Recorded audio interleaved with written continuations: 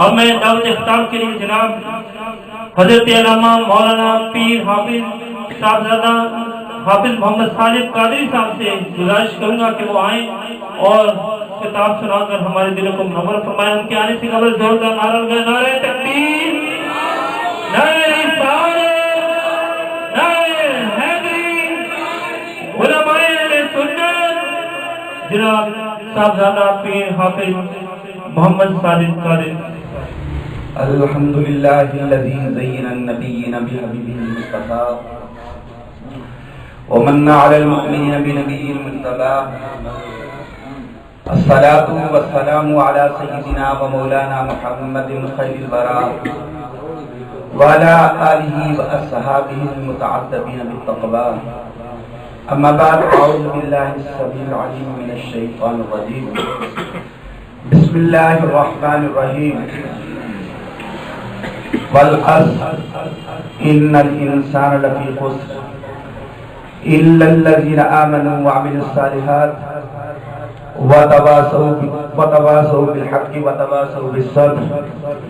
صدق اللہ مولانا العظیم وصدق رسولہ النبی الکریم الامین، ونحن على ذلك من الشاهدين والشاكرين والمطمئنين والحمد لله رب العالمين۔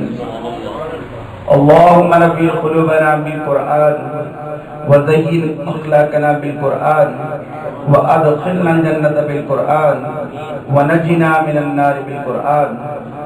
قال الله تبارك وتعالى في شأن حبيبه مخبرا وآمرا، إن الله وملائكته يصلون على النبي يا أيها الذين آمنوا صلوا عليه وسلموا تسليما۔ بآواز بلند درود پاک،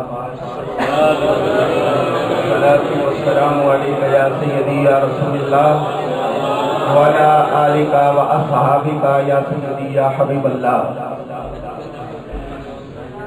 حضرت بزرگوار، آج کی یہ برکت اور پاکیزہ محفل بسلسلہ ماہانہ میلاد مصطفیٰ صلی اللہ علیہ وآلہ وسلم انعقاد پذیر ہے۔ میں نہایت شکر گزار ہوں کہ ہمارے نہایت محترم بزرگ قائد اہل سنت، جگر گوشائے پاسبان مسلک اہل سنت، الحاج الحافظ القاری محمد حفیظ نقشبندی مجددی دامت برکاتہم العالیہ، بانی تنظیم علماء اہل سنت اچھرا، کیا آپ نے نہایت اپنا قیمتی وقت نکالا اور میری درخواست پر ہماری سرپرستی کے لیے حاضر ہوئے،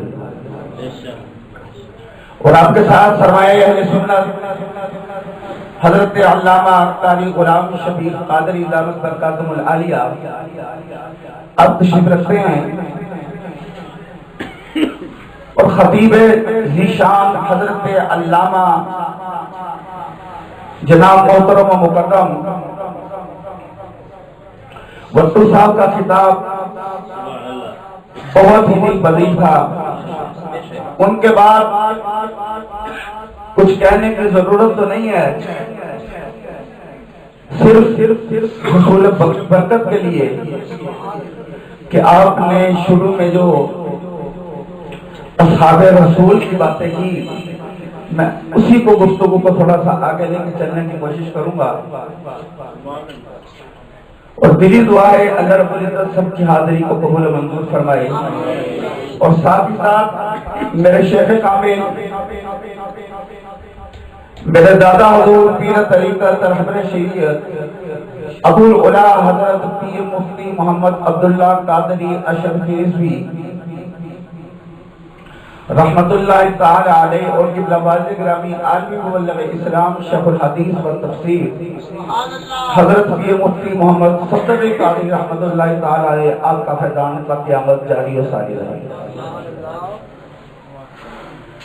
میرے دوستوں، بزرگوں، نوجوان ساتھیوں، کہ نسبت عظمت دیتی ہے۔ نعرہ تکبیر، اللہ اکبر، نعرہ رسالت، نعرہ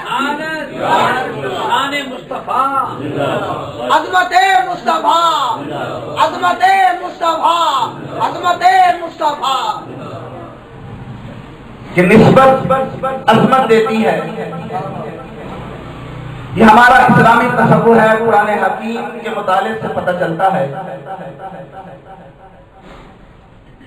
کہ اہل نسبت اہل سنت ہیں اور اہل نسبت ہی اہل جنت ہیں. یہ بات قرآن حکیم کے مطالعے سے پتہ چلتا ہے. چھوٹی سی مثال دوں گا کہ جوتا اگر آپ کے یا میرے پاؤں میں ہو، ہماری نسبت پا کر حقیر شے بن جاتا ہے. کسی کو مارنا تو الگ رہا، صرف دکھائی دیا جائے تو اس کی توہین ہو جاتی ہے.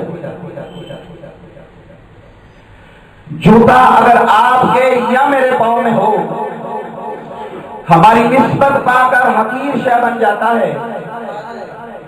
کسی کو مارنا تو الگ رہا، کسی کو دکھائی دیا جائے تو اس کی توہین ہو جاتی ہے.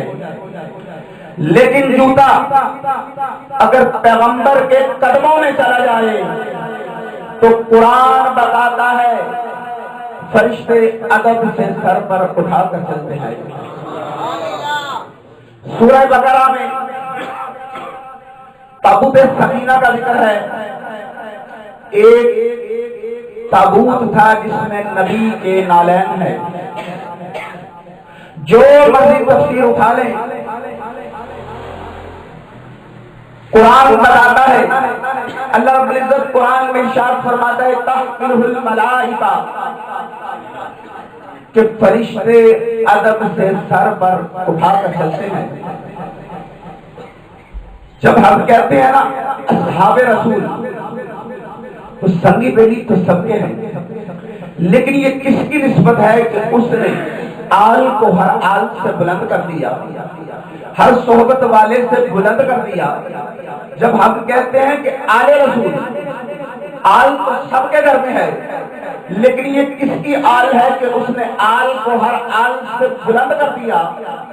اللہ رب العزت نے تو فیصلہ کر دیا، فرمایا محمد رسول اللہ والذین معہ، محمد اللہ کے رسول ہیں اور وہ جو ان کے ساتھ رہتے ہیں. بیعت مصطفیٰ صلی اللہ علیہ وآلہ وسلم کو بنایا، اس کو بیان کرایا، فرمایا وہ کیا ہے؟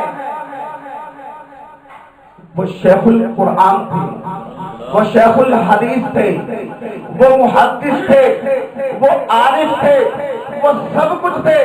لیکن رب کائنات نے جب ان کا تعارف فرمایا تو اس انداز سے نہیں فرمایا. جب یار کا نام آیا تو فرمایا والذین معہ، ان کے لیے اتنا ہی کافی ہے کہ وہ یار کے ساتھ رہتے ہیں. اس بے مثال کی سنگت نے انہیں بے مثل کر دیا، اس بے نظیر کی سنگت نے انہیں بے نظیر کر دیا. فرمایا ہم انہیں پہچانتے کیسے ہیں؟ آواز آئی کہ وہ صحابی ہیں. صحابی کی تعریف کیا ہے؟ فرمایا من لقی نبیا مؤمنا به ومات علی الاسلام، جو تاجدار کائنات حالت ایمان میں زیارت کر لے اور حالت ایمان میں اس کو موت آئے، وہ صحابی ہے. حضرت علی وقار صحابی عملوں سے دیدار مصطفیٰ سے بنتا ہے. آج ہم جتنی مرضی عبادت کر لیں، سب کچھ بن سکتے ہیں، لیکن صحابی نہیں بن سکتے. کیونکہ اگر صحابی کثرت جہاد سے بنتے تو آپ کو کشمیر میں بے شمار صحابی مل جاتے.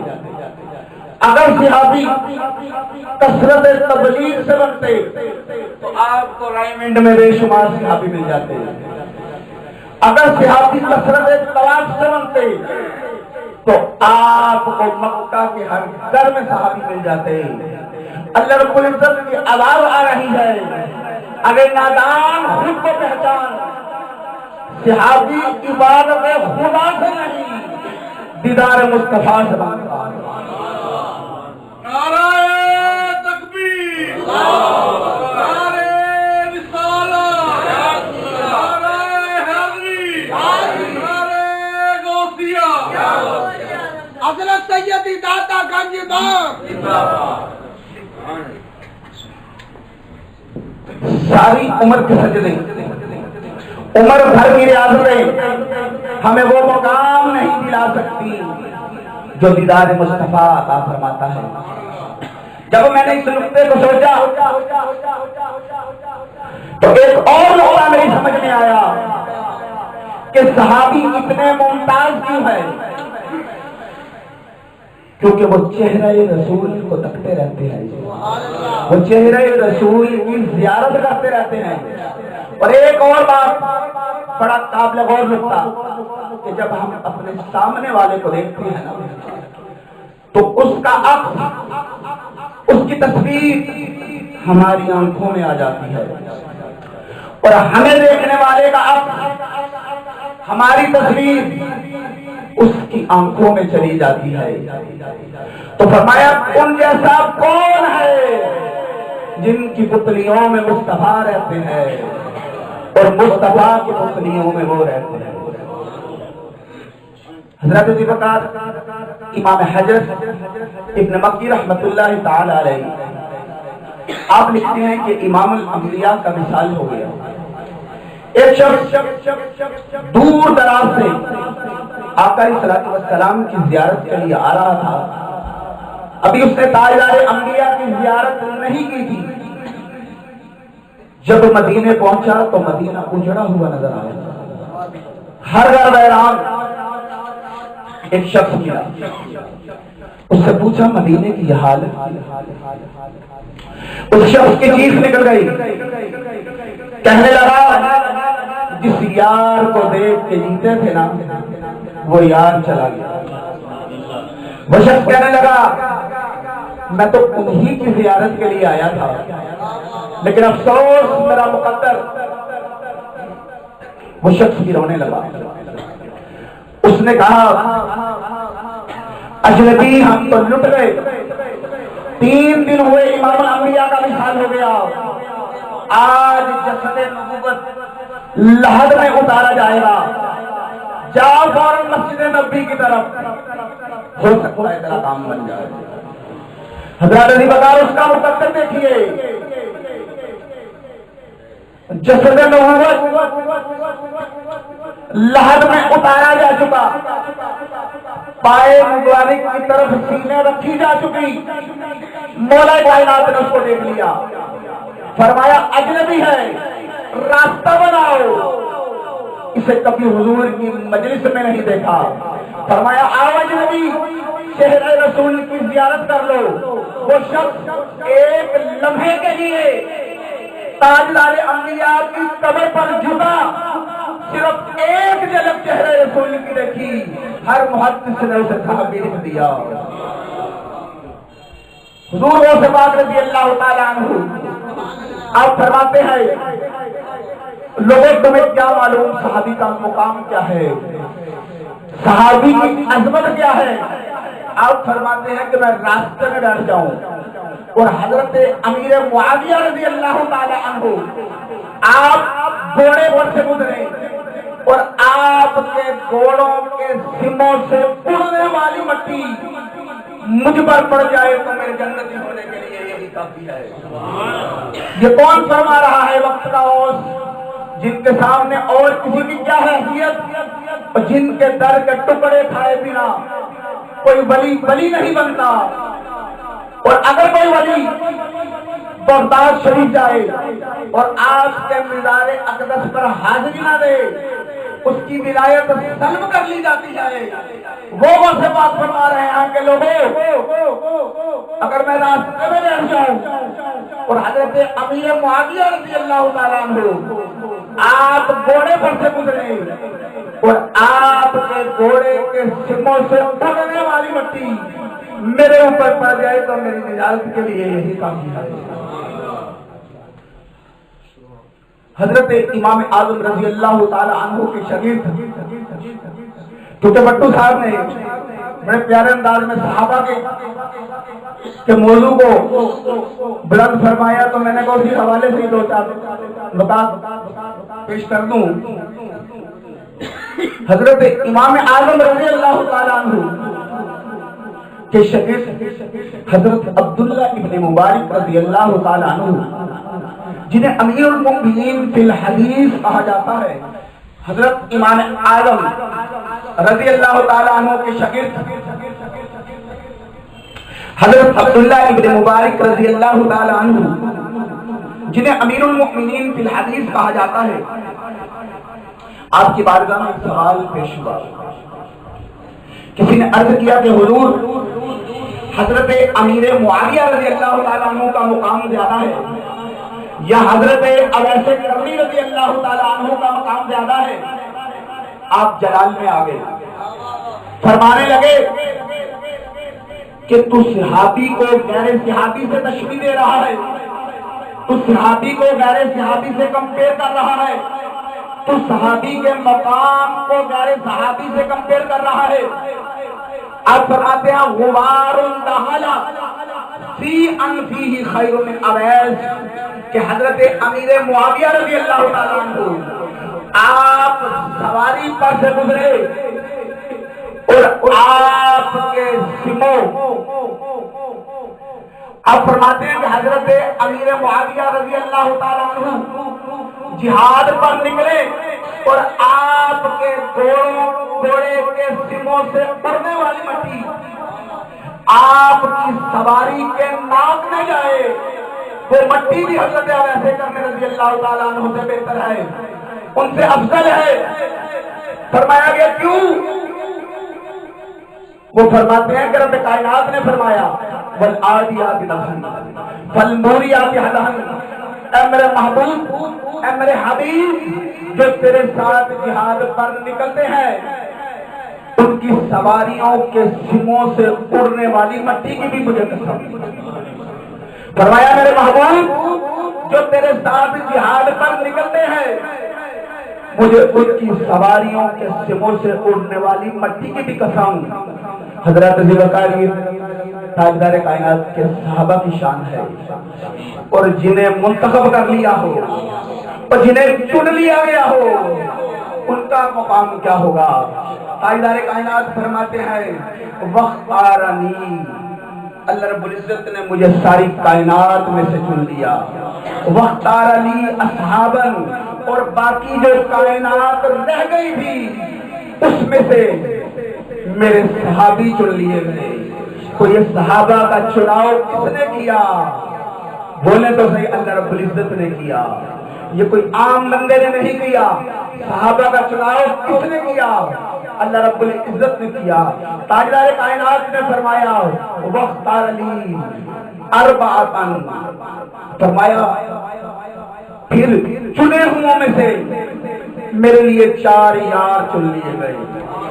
وَاخْتَارَ لِي أَرْبَعَةً، فرمایا چنے ہوں میں سے میرے لیے 4 یار چن لیے گئے۔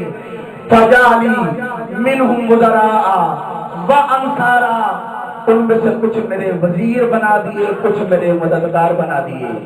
ایک اور حدیث مبارکہ جس کا راوی مولا کائنات ہے، تاجدار کائنات نے فرمایا ان اللہ امرنی ان اتخذ ابا بکر وزیرا وعمر مشیرا وعثمان سندا وإیاک ظہیرا۔ فرمایا علی، رب کائنات نے مجھے حکم دیا ابو بکر کو وزارت کے لیے چن لے، عمر کو مشاورت کے لیے چن لے، عثمان کو سہارے کے لیے چن لے، اور علی کو مدد کے لیے چن لے۔ فرمایا یہ چنے ہوئے ہیں، نہ یہ 12 سے جدا ہے نہ یہ 5 سے جدا ہے۔ تاجدار کائنات نے فرمایا خیر القرون قرنی، فرمایا لوگوں سب سے بہتر میرا زمانہ ہے۔ اور رب الجلال نے فرمایا والعصر ان الانسان لفی خسر، فرمایا میرا محبوب، اے میرے حبیب، مجھے زمانے کی قسم، بے شک انسان نقصان میں ہے۔ مفسرین سوچنے لگے सोच में पड़ गए, किसके जमाने की कसम, कौन से जमाने की कसम? किसी ने कहा पिछले जमाने की कसम, किसी ने कहा पहले जमाने की कसम। जरा सोचिए किसके जमाने की कसम, जरा समझिए कौन से जमाने की कसम। ये बात उलमा पे छोड़ दी, आशिकों पे छोड़ दी। आशिक बोल उठे, मेरे अली शाह बोल उठे, अहमद रवाना बोल उठे, फरमाया जिसके चेहरे की कसम उसी के जमाने की कसम, जिसकी जुल्फों की कसम उसी के जमाने की कसम, और जिसकी गलियों की कसम उसी के जमाने की कसम। रब कायनात ने फरमाया मेरे महबूब मुझे तेरे जमाने की कसम। कोई है किसी और का लाइक, इस लाइक जमाना के उसकी कसम खाई जाए। तो ताजदार कायनात ने फरमाया खैरुल कुरूनी कर्नी सुम्मा लज़ीना यलूनहुम, फरमाया लोगों सबसे बेहतर मेरा जमाना है और फिर उनका जो मेरे बाद है, फिर उनका जो उनके बाद है। खैरुल कुरूनी कर्नी, जरा अल्फाजों पे गौर करें। फरमाया लोगों सबसे बेहतर मेरा जमाना है, फिर उनका जो उनके बाद है, और फिर उनका जो उनके बाद है। फरमाया देखिए इंशाअल्लाह जरा तवज्जो देंगे बड़ा लुत्फ आएगा। कर्न कहते हैं जमाने को, करनी मेरा जमाना। और करनी के हर्फ कितने हैं? 4। करनी के हर्फ कितने हैं? 2 नुक्तों वाला काफ, रा, नून और या। और करनी के हर्फ कितने हैं? नारे तकबीर, नारे रिसालत, नारे रिसालत। कि करनी के हर्फ कितने हैं? 4। और मुस्तफा के यार कितने हैं?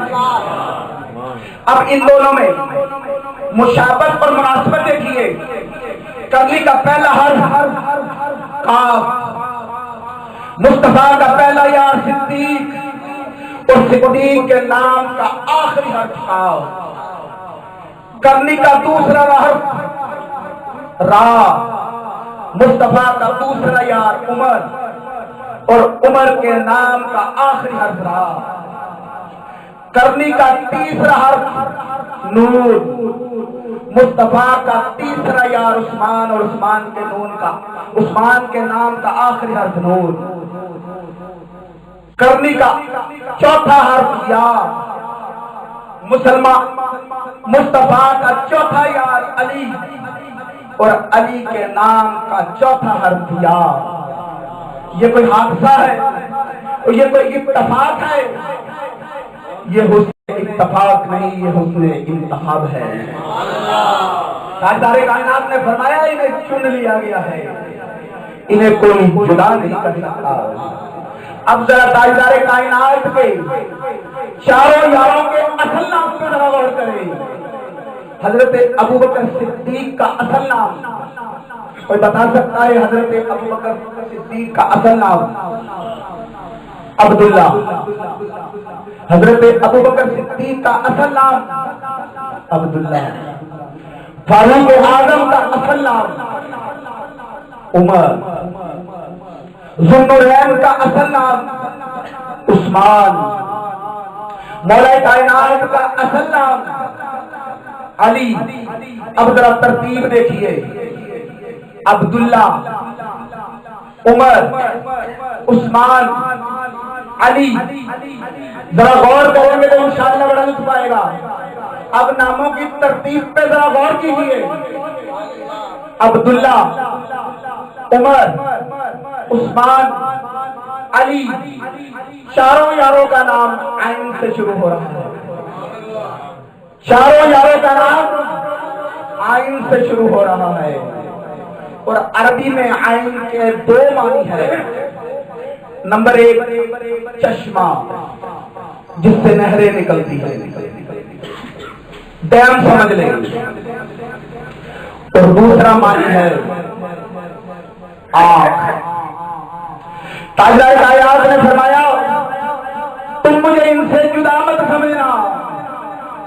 کوئی میرے فیض کا چشمہ ہے تو کوئی میری آنکھوں کا نور ہے۔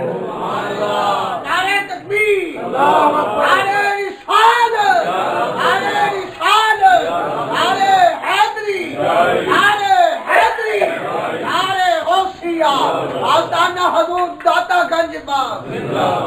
فرمایا تم مجھے ان سے جدا مت سمجھنا، کوئی میری آنکھوں کا نور ہے تو کوئی میرے فیض کا چشمہ۔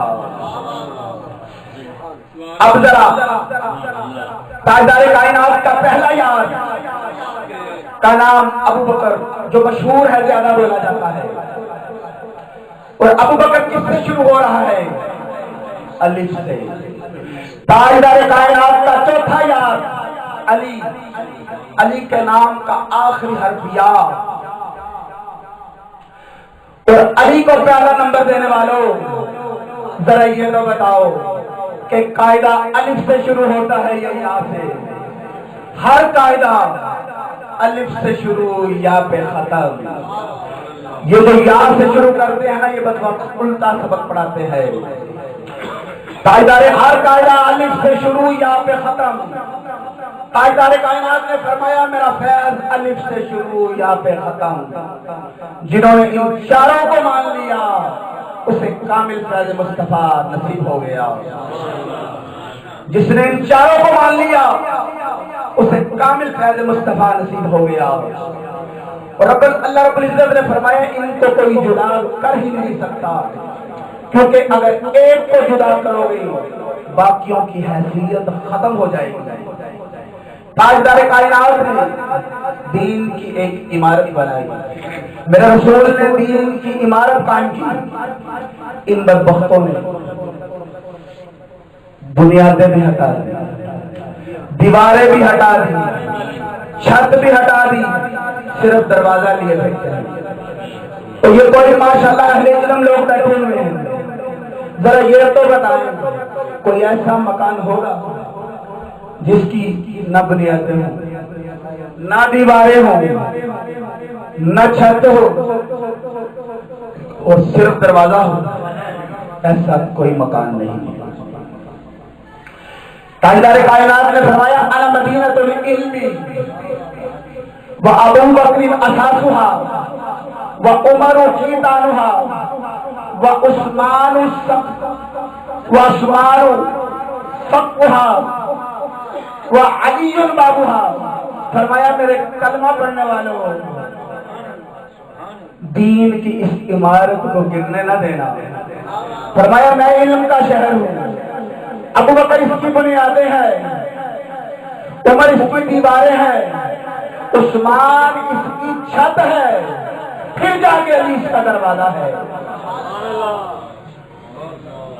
نعرہ حیدری، نعرہ حیدری، نعرہ حیدری، نعرہ حیدری۔ فرمایا پھر جا کے علی اس کا دروازہ ہے۔ ان بدبختوں کے پاس نہ بنیاد، نہ دیوار، نہ چھت، اکیلا دروازہ نہیں ہے، اس لیے ان کے پاس ولایت بھی نہیں، کیونکہ مکمل دین ہوگا تو ولایت ملے گی۔ انہیں میں ولی خان تو ہو سکتے ہیں، ولی اللہ کو نہیں۔ ذرا سوچئے سارے کے سارے ولی سنیوں میں اعلیٰ حضرت غوث بھی کس میں ہے؟ بولیے حضرت سنیوں میں۔ حضور غوث پاک کس میں ہے؟ حضور داتا علی حجویری کس میں ہے؟ حضور خواجہ نوقریب نواز کس میں ہے؟ مجدد الفیضانی کس میں ہے؟ حضرت بابا شاہ چوالی کس میں ہے؟ محدث قصوری کس میں ہے؟ المختصر سارے کے سارے ولی سنیوں میں۔ مولا کائنات سے لے کر آج تک جتنے بھی ولی ہیں سب سنیوں میں، اور مولا کائنات سے لے کر آج تک جتنے بھی ولی ہیں سب کی مولا کائنات کی مہر ہے۔ اور علی اس وقت تک مہر نہیں لگاتے جب تک وہ سنی نہ ہو، کیونکہ علی خود سنی ہے۔ میرے دوستوں بزرگوں نوجوان ساتھیوں، امام الانبیاء کے غلاموں، تاجدار کائنات مدینے میں رہے سنیوں میں، گئے سنیوں میں، لیٹے سنیوں کے ساتھ، اور لیٹے کس کے گھر میں ہے؟ گھر کس کا ہے؟ ام المومنین حضرت عائشہ صدیقہ۔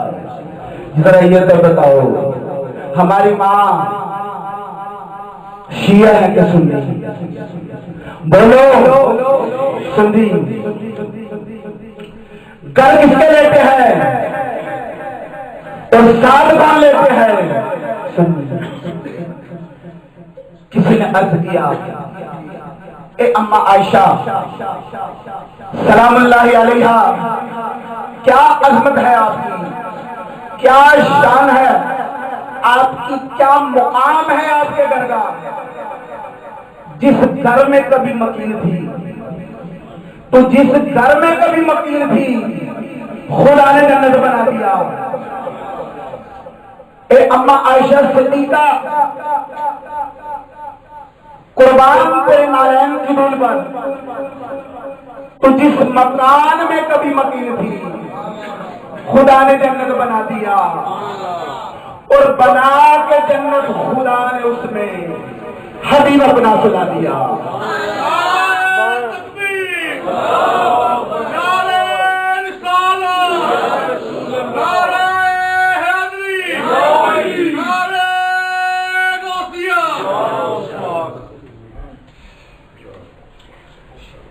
تو جس مکان میں کبھی مکین تھی خدا نے جنت بنا دیا، اور بنا کے جنت خدا نے اس میں حبیب اپنا سنا دیا۔ حضرت ذی وقار تاجدار کائنات رہے سنیوں میں، لیٹے سنیوں کے ساتھ ہے، اور لیٹے بھی سنیوں کے گھر میں ہے، اور اللہ کی عزت کی قسم کل بروز قیامت اٹھیں گے بھی سنیوں میں، کیونکہ تاجدار کائنات نے فرمایا انا اول من تنشق عنہ القبر ثم ابو بکر ثم ابو بکر ثم عمر۔ فرمایا کل بروز قیامت سب سے پہلے میری قبر کھلے گی، پھر میرے یار صدیق کی، پھر عمر۔ فرمایا کل بروز قیامت سب سے پہلے میری قبر کھلے گی، پھر میرے یار صدیق کی، پھر عمر کی۔ تاجدار کائنات مسجد میں تشریف لائے، مسجد بھری ہوئی تھی، آپ کے دائیں ہاتھ میں صدیق کا ہاتھ، بائیں ہاتھ میں فاروق کا ہاتھ۔ فرمایا غلاموں اس منظر کو یاد رکھنا، پھر بھی دیکھو۔ فرمایا غلاموں اس منظر کو یاد رکھنا، پھر بھی دیکھو گے۔ آقا کیسے؟ فرمایا ہاکذا نبعث یوم القیامہ۔ فرمایا جس طرح مسجد میں آیا ہوں اسی طرح روز قیامت بھی آؤں گا۔ فرمایا جس طرح مسجد میں آیا ہوں اس طرح روز قیامت بھی آؤں گا۔ میرے دائیں صدیق ہوگا، بائیں عمر ہوگا۔ نعرہ تکبیر، نعرہ رسالت، نعرہ حیدری، نعرہ غوثیہ، شان مصطفیٰ، شان مصطفیٰ۔ حضرت ذی وقار صرف ایک دو نقطے بس سمیٹ رہا ہوں، گفتگو تو بہت لمبی ہے، جہاں تک چلے لے کے جا سکتے ہیں۔ قبلہ والد گرامی خطاب کے دوران ایسی مثالیں دیا کرتے تھے کہ عام بندہ بھی سمجھ جاتا تھا۔ ایک مرتبہ خطاب کے دوران آپ نے فرمایا کہ میرا ایک دوست تھا چودھری، میں اس کو ملنے کے لیے اس کے ڈیرے پہ گیا، تو جب میں وہاں پہنچا تو ایک کتا بندھا ہوا تھا، کافی بڑا کتا۔ اس نے مجھے دیکھا تو بھونکنا شروع کر دیا۔ میں نے اس کو بتایا کہ میں عالم ہوں، اس نے کہا کہ میں عالموں سے زیادہ بولتا ہوں. ذرا میری بات کو سمجھیے گا, سمجھ رہے ہیں نا؟ اس نے کہا کہ میں عالموں سے زیادہ بولتا ہوں. آپ اپنے انداز میں فرماتے ہیں کہ میں نے کہا ہاں بونکنا تیری فطرت ہے, کیونکہ تو کتیا کا بچہ جو ہوا بھونکے گا تو ضرور. آپ فرماتے ہیں کہ میں نے پتھر اٹھایا اور اس کتے کو مارا, اس نے زور لگایا اور زنجیر ٹوٹ گئی, وہ لپٹا بھاگا دوڑا میری طرف کاٹنے کے لیے, اور اچانک وہ چودھری صاحب جنہیں میں ملنے کے لیے گیا تھا وہ دروازے سے باہر آ گئے اور کہنے لگے مولانا آپ میرے سینے لگ جائیں.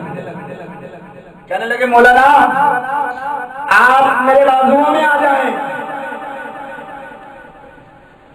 جیسے ہی ان چودھری صاحب نے مجھے بازوؤں میں لیا, وہ کتا جو مجھے کاٹنے کے لیے آ رہا تھا وہ میرے قریب آ کے کھلاڑیاں کرنی شروع کر دی, زمین کو چاٹنے لگا, پاس آ کے بیٹھ گیا, محبت کا اظہار کرنے لگا. میں نے کہا چودھری صاحب یہ تو مجھے کاٹنے کے لیے آ رہا تھا. انہوں نے کہا مولانا یہ کتا ضرور ہے لیکن اتنی عقل اس میں ضرور ہے کہ جو سائیں کے بازوؤں میں ہو یہ اسے نہیں کاٹتا, جو سائیں کے بازوؤں میں ہو, جو مالک کے بازوؤں میں ہو یہ اسے نہیں بھونکتا. تو آپ اپنے انداز میں فرماتے ہیں اور تختو رب ذوالجلال سے کتے جتنی عقل مانگ لو. جو تاجدار کائنات 15 صدیوں سے بازوؤں میں ہے, 15 صدیوں سے آپ کے پہلو میں لیتے ہوئے انہیں کیوں بھونکتے ہو؟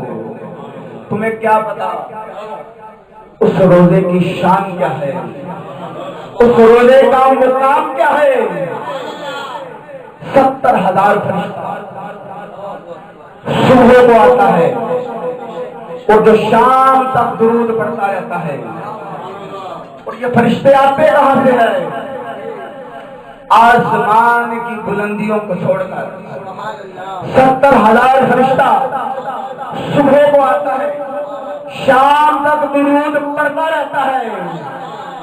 اور 70,000 فرشتہ شام کو آتا ہے, صبح تک درود پڑھتا رہتا ہے. اور جو ایک مرتبہ آ گیا دوبارہ باری نہیں آئے گی. اور جو بدبخت کہتے ہیں قبر میں کچھ نہیں, سرکار مر گئے مٹی میں مل گئے, ان کی نظر زیادہ تکتی ہے یا فرشتوں کی؟ اگر قبر میں کچھ نہیں تو وہ فرشتے اس فرشتوں سے پوچھ وہ مدینے کیا لینے آتے ہیں. اگر قبر میں کچھ نہیں تو ان فرشتوں سے پوچھ کہ وہ قبر میں کیا لینے, مدینے کیا لینے آتے ہیں. وہ فرشتے خود ہی عرض کرتے ہیں, خود بتاتے ہیں کہ احمد رضا تو نوری ہے. ان ناریوں کی زبان کو کیا سمجھے, ہم تیری ہی زبان میں بتا دیتے ہیں. یہ ارض مقدس ہے, یہ طیبہ کی زمین ہے, یہ ارض مقدس ہے, طیبہ کی زمین ہے. جنت بھی یہی, مالک جنت بھی یہی ہے. یہ ارض مقدس ہے, طیبہ کی زمین ہے, جنت بھی یہی ہے, مالک جنت بھی یہی ہے. اسی دور کے محدث آپ فرماتے ہیں کہ میں مدینہ پاک کی گلی میں جا رہا تھا اور میں یہ سوچ رہا تھا کہ آقا علیہ السلام کی حدیث کے مطابق مدینے میں 2 جنتیں ہیں, ایک جنت البقیع اور ایک ریاض الجنہ. ایک وہ جنت جہاں خاتون جنت لیٹی ہوئی ہے, جہاں ازواج رسول لیٹے ہوئے ہیں، جہاں صحابہ کرام لیٹے ہوئے ہیں جنت البقیع، اور ایک ریاض الجنہ جہاں لوگ نفل پڑھتے ہیں، جس کے بارے میں تاجدار کائنات نے فرمایا ما بین بیتی و منبری من روضۃ ریاض الجنہ، میرے ممبر سے لے کر عائشہ کے حجرے تک یہ ٹکڑا جنت ہے۔ آپ فرماتے ہیں میں سوچ رہا تھا کہ آقا علیہ الصلوۃ والسلام کی حدیث کے مطابق مدینے میں 2 جنتیں ہیں، تو میری نظر اسی گلی کے کونے پہ ایک عورت پہ پڑی جس کے کپڑے پھٹے ہوئے تھے اور سر پر دوپٹہ بھی سلامت نہ تھا۔ لوگ اسے پاگل سمجھ کر کوئی 5 ریال کوئی 10 ریال پھینک رہے تھے، میں بھی اسے پاگل سمجھ رہا تھا۔ جب میں اس کے قریب ہوا تو اس عورت نے سر اٹھایا اور کہنے لگی قال ہنا یا اخی مسبی کلامی، کیا میرے بھائی میں تجھ سے کلام کرنا چاہتی ہوں، تجھ سے بات کرنا چاہتی ہوں۔ آپ فرماتے ہیں کہ میں بڑا پریشان ہوا کہ مجھ سے کیا کہنا چاہتی ہے، میں بھی اسے پاگل سمجھ رہا تھا۔ تو جب میں اس کے قریب ہوا تو اس نے کہا کہ تو یہ سوچ رہا ہے کہ مدینے میں 2 جنتیں ہیں۔ وہ کہنے لگی اے میرے بھائی مدینہ النبی کلھا جنت الفردوس، مصطفیٰ کا سارا مدینہ پورے کا پورا مدینہ ہی جنت ہے۔ تاجدار انبیاء کے غلاموں، جب تاجدار کائنات کا سارا مدینہ ہی جنت ہے تو پھر جہاں یار لیتے ہیں اس کا مقام کیا ہوگا؟ تاجدار کائنات نے فرمایا کہ جس نے میرے روزے کی زیارت کی وہ جنتی، جس نے میرے قبر کی زیارت کی وہ جنتی۔ آج ہم جیسے گناہگار لوگ صحیح العقیدہ جاتے تو قبر دیکھنے ہیں، لیکن مجبوری ہے قبر نظر نہیں آتی، لیکن علماء کرام مفسرین لکھتے ہیں جس نے روزے کو دیکھ لیا اسے بھی یہی اجر ملے گا۔ کیوں؟ کیونکہ گئے تو حضور تک نہیں تھے، ان کی قبر کے زیارت کے لیے تھے، لیکن آگے مجبوری ہے۔ تو میرے دوستو آخری نقطے میں گفتگو کو ختم کر رہا ہوں کہ ہم جیسے گناہگار لوگ 15 صدیوں بعد جائیں، روزے کی زیارت کر لیں تو جنتی، تو جو 15 صدیوں سے ساتھ لیتے ہیں وہ کیا بنے ہوں گے؟ نعرہ تکبیر، نعرہ رسالت، نعرہ حیدری، علماء اہل سنت، غلام ہیں غلام ہیں، غلام یہ رسول میں جو ہوں گے عشق مصطفیٰ، نعرہ حیدری۔ ہم جیسے گناہگار لوگ 15 صدیوں بعد بھی چلے جائیں تو روزہ اقدس کو دیکھ لیں تو جنتی، اور مصطفیٰ کے یاروں کو روکنے والوں یہ تو بتاؤ جو 15 صدیوں سے ساتھ لیتے ہیں وہ کیا بنے؟ تو آخر میں دعا ہے اللہ رب العزت خلفائے راشدین کی محبت عطا فرمائے، ان کے نقش قدم پر چلنے کی توفیق عطا فرمائے، اور ہماری بزرگوں کے ساتھ نسبتوں کو قائم فرمائے۔ وآخر دعوانا الحمدللہ رب العالمین۔